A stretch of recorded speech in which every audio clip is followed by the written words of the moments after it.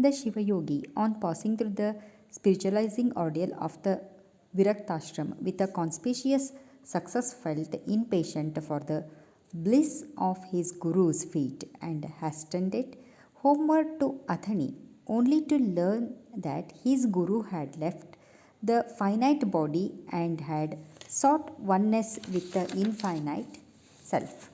But he was welcomed to the embrace of his guru's successor, Sri Channabasava Swamiji, with the same warmth of a love as should have been his departed guru's.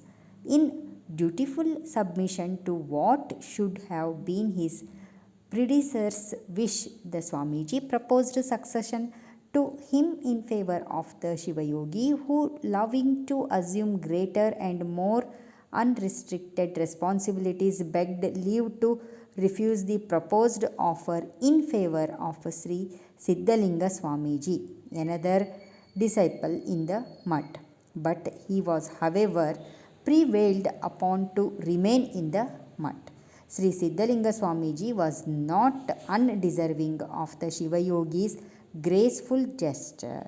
He deemed it a pious privilege to have to serve the wishes of Shiva Yogi, whose pujas were now elevated to the services of his devotees and enmeshed in the separate consciousness of self.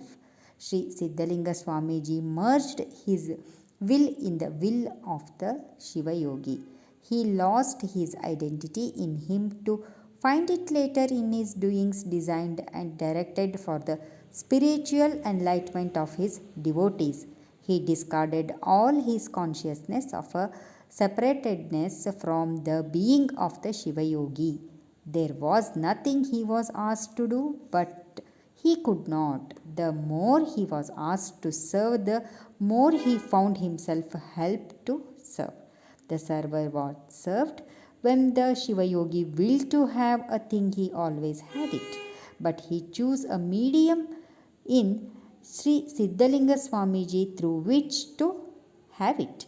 Great congregations of devotees were daily treated at the instance of Shiva Yogi to religious discourses and discussions.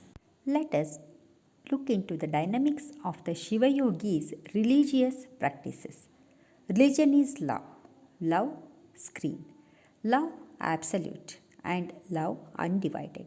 It is not the loving relating to the lover and leaving him on the low lying levels of the sordid selfishness and the ever tightening chains of enthrallment. It is the love for the loud, liberating the and lifting lower to the elevating and empowering heights.